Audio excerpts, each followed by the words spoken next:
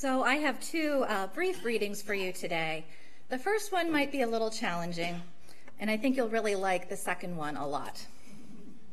The first one is from UU Minister Reverend Sam Trumbore. Dying churches don't have a parking problem. Living churches always do. Dying churches are quiet. Living churches have lots of noisy kids. Dying churches take in more than they ever dream of spending. Living churches' expenses always exceed their income. Dying churches worship the past. Living churches are constantly improving and planning for the future.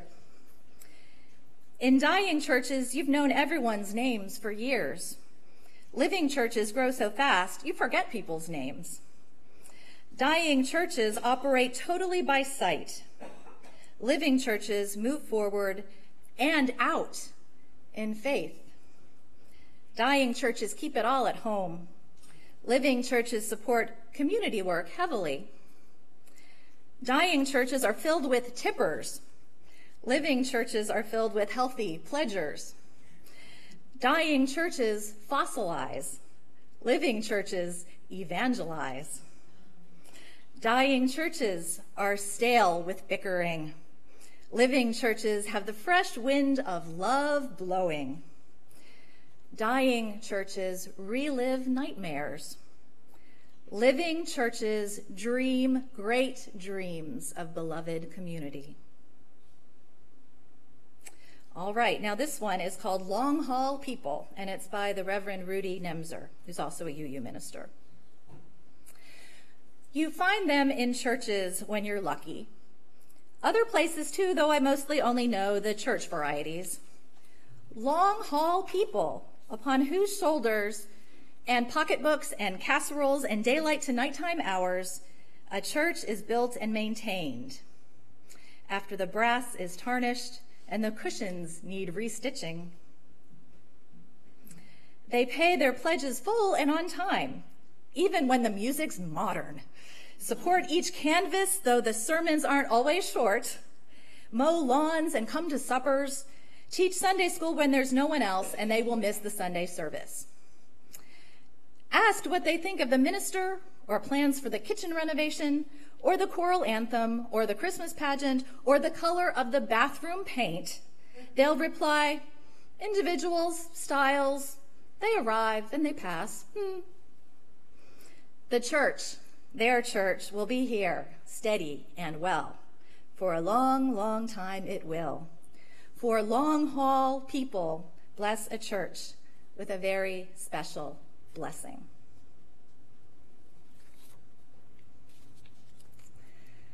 So living churches dream great dreams of beloved community.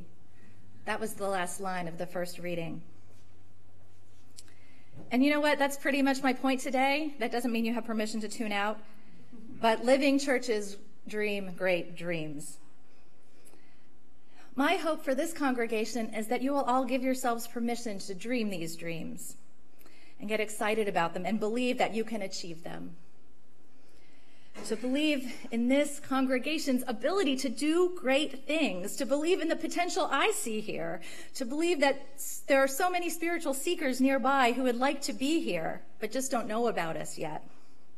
To believe that tradition and innovation, old and new ways of doing things and being, can coexist. In fact, the interdependence of the old and the new is absolutely necessary for this whole thing we call church to work well. I hope you will allow yourselves the ability to dream and to be optimistic about the church, to imagine a future that will be both familiar and wonderfully different at the same time. A chance to believe in yourselves, in this congregation, what you can do and what you can accomplish. Now, I've been your minister for almost 21 months now. And in this ministry, or as any minister's ministry, it's a really interesting role. An interim minister named Roberta Finkelstein, she expressed this role really well to a congregation she was serving that was preparing to receive their permanent settled minister. She asked the congregation, what is a Unitarian Universalist minister? And then she answered her own question. She answered, somebody who will use their leadership to cast a vision for what you could be as a congregation. She continued, note that I said cast a vision, not impose a vision, not impose a vision. Your minister will listen to all your aspirations, weave them together, and show you what you could be when you are at your best. So apparently my job is to show you what you could be when you're at your best. And I don't have the power to make you do anything. In the free church, the congregation, through direct votes and indirectly through its elected board, makes the decisions on where the church is going and what exactly it wants to be. But by using their church-experienced and seminary-trained spidey senses, ministers can often see potential and possibilities that congregants may not yet see themselves. So as a minister, I can guide, I can steer, I can nudge, I can cajole, I can plead, but ultimately the decisions on how this church will continue in the future is in your hands, not mine. It's your ability as a congregation to dream great dreams and see them through to fruition that will determine your future as hopefully a living or hopefully thriving church community. Giving yourselves permission to be optimistic, confident, excited about the future, and actually express it openly, not be haunted by fears or nightmares of the past, but dreaming dreams of what could be. But of course, putting together and setting upon a church vision, a mission, a long-range plan, that's a lot of work, and it takes time. And your board has begun working through this process with you, but it's going to take quite some time. But in the meantime, there are some more immediate things that have to be addressed. But before we get into all of that, I want to first ask you, who here, and don't be shy, who here considers themselves a long hauler? Someone who's been here a long time and has been holding it together for a long time. Okay, let's clap for the long haulers. Right? These are the people who keep the church going and have so for a long time, and longer than they would often care to remember, right? They're the people who put their blood, sweat, and tears into this place for a long time. They are the glue, right? And of course, we're so lucky to have these people, but we have a challenge. Most of our long haulers are age 70 or older. We don't have as many long haulers in our younger age cohorts. They're much more scarce, although they do exist. And we've recently had several long haulers leaving us, moving to be closer to their families. And although we've been very fortunate not to have any recent deaths in the congregation, and I hope everyone here lives a healthy, vital life until they're 100, our demographics are telling us something. And this has already started to affect our sustainability, both financially and in terms of volunteerism. And this trend will probably continue in the foreseeable future until we can add to and diversify our base of long haulers. And as we lose our older long haul members whose pledges have built up over years, over decades, the church will be losing financial support faster than it's gaining new support. But new support is happening. We're getting substantial new members, some really awesome people, but just not enough to offset the long-term members we are losing and will continue to lose. To put a number on it, probably at least $5,000 a year additional every year for the foreseeable future. That's what the trend we're starting to see looks like. So our sustainability depends on the church getting new members, like all of the wonderful new individuals and families who have joined us in the past 2 years. But to have a truly vibrant community and the broad diversity and age that we need more families with children, right? I mean, families with children are such an important part of church life. And how many people here have raised children in this church who are now adults? See? We need more of that. And I think that families with children need us too.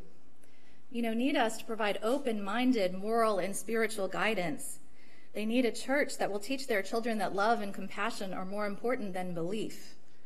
and more important than any perceived differences. But if you look at our current religious education spaces, you can see we will have trouble accommodating growth in our religious education program. Currently, we're running a 3-classroom system. One classroom is the nursery for nursery age through early primary grades. The larger RE room right now is for middle school and some of the secondary elementary grades. That's Jedi training. They need a lot of lightsaber room in there, so they get the big room. And then the other group is our high school, or thereabouts. And right now, actually, some of our high schoolers are here. Tell me if this is true. I heard a rumor that when you have a good attendance on your meeting days, that some of you have to sit on the floor, not because there are not enough chairs, but because there's not enough room for additional chairs. Is that the case? Yeah, okay. So we can try to make our existing spaces as multi-use and as efficient as possible. But any significant growth in our RE program will mean that children will continue to feel more crowded and might not want to come back because of that.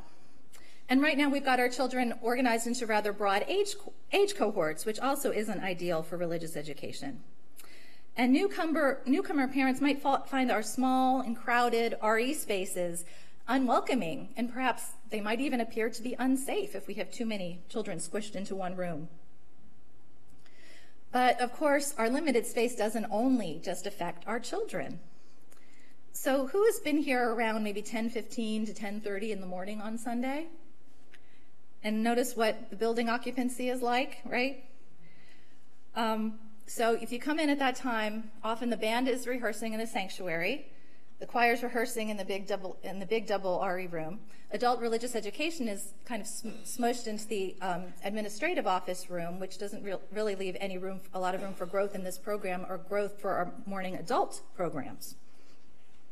Every available room, and the teens are in the teen room at the end of the hall. The nursery is already occupied then with children of choir people and band people. Every room is occupied. In fact, I might have to give up my office because that's really the only one that isn't at that time. So we need new members to ensure the future of the church and achieve our mission of being an intentionally welcoming community. But we also need space for all of us. So it's really 3 things we need. We need new members, we need more space to put them, and we need more funding to sustain us through a period of growth that will provide the long-term diverse age diversity that will make us sustainable. Now, you might remember if you attended the congregational meeting in December, the congregation approved a $12,000 deficit budget for 2018. And a group of volunteers formed to work on ways to alleviate anticipated future budget cuts or shortfalls.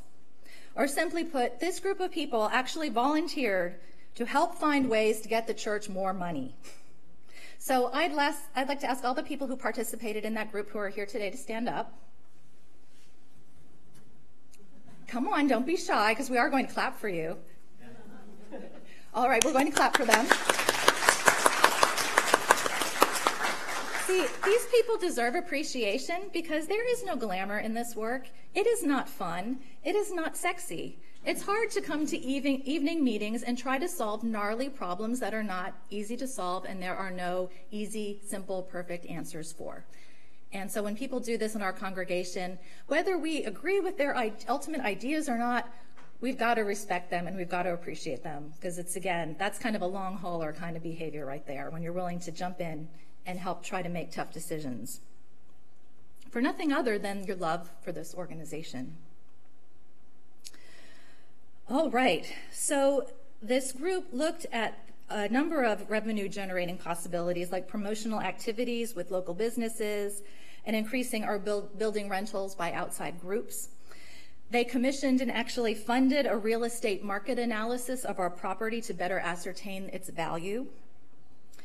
And although many ideas that came up would provide some opportunity to increase church revenue, none of these ideas, even if implemented all together, would bring enough additional income to close this projected budget gap.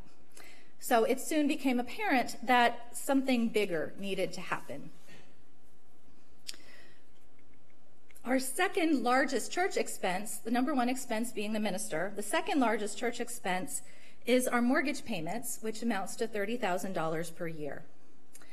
The work group concluded that eliminating our debt would provide much needed relief to the annual budget. That would be $30,000 of budget relief we would have every year, which would cover the deficit and then some. At the same time, wanting to address our lack of space, which is needed to grow our programs, the committee reviewed, courtesy of architect George Clower, a proposed building addition that he had drawn up several years ago at another time when the RE space was at capacity. And it was a proposal for 2 rooms to be added to the Joplin Road side of the building. An economical plan, getting a lot for the money, that wouldn't involve any additional HVAC work, something akin to kind of like adding an addition on your home. The cost of this addition being estimated at $60,000 to $85,000. So the work group arrived at this 2-pronged approach. Number 1, to eliminate debt. Number 2, which would provide relief to the annual budget. And number 2, building additional space to grow.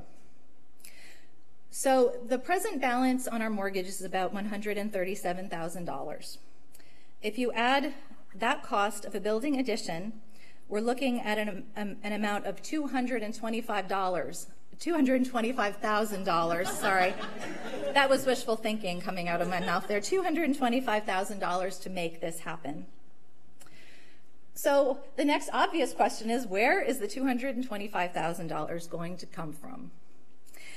And that's really the heart of the proposal, which is for the church to undertake a capital campaign, which is a fundraising campaign to raise the funds. Now, this would be the first such campaign in at least 15 years. The last capital fundraising campaign was the one that built this building. Now, this new proposed campaign would be significantly smaller than that campaign that happened over 15 years ago. Funds from the campaign would result in an accelerated pay down and payoff of the existing mortgage, and of course, the construction of the building addition. Interim financing for the project, which is typical and necessary for capital projects, would aid in lowering the debt service burden on the annual budget until the funds raised paid off the debt in its entirety. The debt would be paid in full in a maximum of 5 years as opposed to the 8 years on the existing mortgage. Now, this is important. The amount borrowed in the interim financing will be tied to congregant pledges. So there's no intention of borrowing any more than what can be raised from the congregation. The goal, after all, is to become debt-free, not incur more debt. So the dual approach of eliminating debt and adding building space should appeal to both those who don't like debt, of course, who does, and to those who are really especially aware and feeling our needs for adequate classroom space and meeting space, space that could also provide some additional rental revenue. The ultimate goal being a sustainable church budget unencumbered by debt payments that will allow for a well-staffed church and a well-maintained building. As you see, building maintenance will continue to be a growing concern. The building is 13 years old now, and it will continue to need more repairs and more freshening up to continue to be attractive to newcomers. So one argument against this proposed plan is that we might be able to solve the problem by cutting the budget. And yes, our budget can be cut, but there's really very little fat in it. So that to do the necessary amount of cuts, it would really be cutting not just past the fat, but into the muscle, meaning the loss of staff hours and staff positions, as well as most likely deferred maintenance on the building. And when it comes to our staff, here are some examples of what we have to lose. If we lost our administrative assistant at a mere 8 hours a week, we lose our weekly bank depositor, our bill payer, our e-newsletter, our order of service, our Facebook updates, and our membership database operator, which includes our pledge tracking, among a bunch of other things I'm not mentioning. The implications of losing our professional choir director and pianist are pretty self-explanatory. There's a time when congregants were in charge of cleaning this building on a weekly basis. Anyone who's cleaned this building? Yeah, okay. That could happen again, theoretically. And losing religious education staff would mean that volunteers would be relied on to organize the whole religious education program, select curricula, sign up and train teachers, purchase and organize supplies. not to mention the loss of the professional trained expertise of the staff we have. And all of this at a time when volunteers willing to devote 10 to 20 hours a week towards church volunteerism are really not out there anymore. They're a very rare unicorn. So cutting staff, how realistic is it having volunteers performing staff duties, especially if the church wants to and needs to grow? So we can cut muscle from the budget, but it will also be cutting into the vitality of the church. And I've heard reassurances that the church has always managed to eke out a budget, eke out a way to survive, and just find a way to make it work through belt tightening, making cuts. And that's absolutely true. That has totally worked in the past. But I'm afraid that this really can't go on forever, indefinitely. The congregation's demographics and the losses we're already experiencing tells me that the conditions being the people and the funds and the volunteerism, has made it possible to keep the church functioning in past years. All of those conditions are now changing. We're beginning to lose the glue that has been holding everything together for quite a long time. So that's the deceptive allure of kind of doing the same thing over and over again. We often assume that the status quo, doing the same thing, is the safe position to take, because doing different things is risky, and doing what we've always done has a proven track record. And all the while, the ground is shaking beneath us. We forget that doing the same thing or doing nothing is really a choice in and of itself, and it has its own pros and cons and uncertainties and risks and consequences. Any assumption that a choice is safe because it is familiar or habitual isn't necessarily true. So next week at the congregational meeting, you will be informed about this work group's capital campaign proposal with more detail than the broad strokes I have provided this morning. There won't be any vote on this proposal at the meeting because the information provided next week is just preliminary. This is a plan in its infancy. The proposed project timeline involves a period of information gathering from the congregation through the summer and through the fall, after which much more will be known about the congregation's capacity to have a successful capital campaign. If things look promising, a vote to start the fundraising campaign will take place at the December 2018 congregational meeting, and pledging the active campaign would begin in early 2019. So, living churches dream great dreams. Next Sunday, you will be invited to consider a dream that has the potential to secure the future of this church community. I hope you will listen closely in the spirit of possibility rather than the spirit of critique, as there will be plenty of time in the coming months to share your ideas, your concerns, ask curious questions, all with the understanding that much is yet to be determined. And this particular dream, it might not be your first choice dream. It might not be a dream you 100% agree with, or be a particularly convenient dream for you, because when has it ever been convenient to be asked for money, right? But I hope you will give it fair consideration for the good of this whole community, for the good of everyone here, for our children down the hall, over here in this corner, for all the people who haven't even crossed our threshold yet. And I know you, this congregation, you love and you value your church community. And I know you love each other. I catch you being loving to each other quite often, even when you know I'm not looking. It's absolutely true, and I'm positive about it. So this dream, it's really just an extension of the love and the care you feel for this community and its ability to survive and thrive in the future. It's an opportunity to help it grow in health and vitality for all who are part of it now, and all who want to be part of it in the future, and for all who have the potential to be transformed by this place, and for all those who have already been transformed by this place. So the future is in your hands. And it's all up to you. Blessed be and amen.